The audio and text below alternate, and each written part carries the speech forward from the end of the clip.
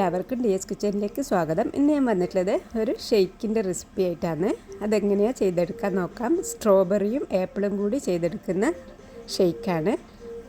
എന്തൊക്കെയാണ് വേണ്ടതെന്ന് നോക്കാം. ഞാനിവിടെ സ്ട്രോബെറിയും ആപ്പിളും എടുത്ത് വെച്ചിട്ടുണ്ട്. അത് നമുക്കൊരു ജാറിലോട്ട് ഇട്ട് കൊടുക്കാം.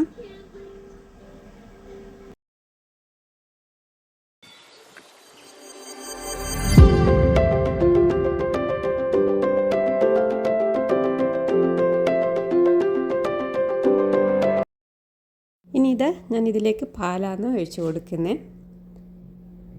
പിന്നെ ഐസ്ക്രീമും കൂടി ഇട്ട് കൊടുക്കുന്നുണ്ട്.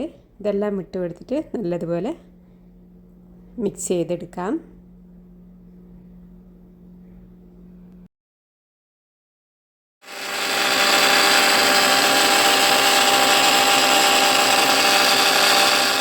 ഷേക്ക് ഇവിടെ റെഡി ആയിട്ടുണ്ട്. ഇനി ഒരു